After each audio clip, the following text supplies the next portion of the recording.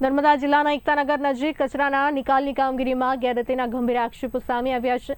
વાઘોડિયા નજીક આવેલા ડમ્પિંગ એરિયામાં કચરાનું નિયમ મુજબ અલગીકરણ કર્યા વગર સીધું જ ટ્રકમાં ભરી અન્યત્ર ખસેડવામાં આવતું હોવાનો દાવો કરવામાં આવ્યો છે।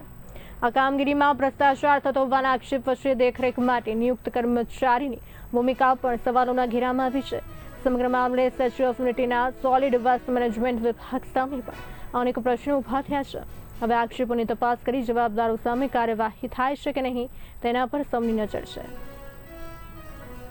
નર્મદા જિલ્લાના એકતાનગર ખાતે ડોર ટુ ડોર કચરો ઉઘરાવવામાં આવે છે અને એ કચરો વાઘોડિયા નજીક પાસે આવેલા એક ડમ્પિંગની જગ્યાથી બનાવી છે ત્યાં ખાલી કરવામાં આવે છે અને આ કચરાનો યોગ્ય નિકાલ કરવાની કામગીરી માત્ર કૃપાઈ એજન્સીને મળે છે, જેનો મુખ્ય હેતુ જે કચરો ભેગો કરવામાં આવે છે તે કચરાનું સૌપ્રથમ વર્ગીકરણ કરવાનું હોય છે અને તેને અલગ પાડ્યા પછી તેનો યોગ્ય નિકાલ કરવાનો હોય છે। પરંતુ આજરોજ કચરા સ્થળે મુલાકાતીને જાણવા મળે છે કે અહીંયા કચરાનું કોઈ પણ પ્રકારનું વર્ગીકરણ કરવામાં આવ્યું નથી અને સીધો તેને જેસીબી મશીન દ્વારા ટ્રકમાં ભરીને તેનો કોઈ અજાણી જગ્યા પર નિકાલ કરવામાં આવે છે। આપ અહીં વિડીયોમાં મારી પાસે જોઈ શકો છો કે આ ડમ્પિંગ મશીનની જગ્યા છે કે જ્યાં પાછળ મશીન આવેલું હોય છે, જ્યાં કચરો નાખીને તેનું સૌપ્રથમ અલગીકરણ કરવાનું હોય છે અને કચરાને અલગીકરણ કર્યા પછી તેનો નક્કી કરેલા ટેન્ડર પ્રમાણે તેનો યોગ્ય નિકાલ કરવાનો હોય છે। પરંતુ અહીંયા જોવા જઈએ તો અહીંયા જે પણ કામગીરી થઈ રહી છે તે કામગીરી ચોક્કસ નિયમ પ્રમાણે કરવામાં આવતી નથી।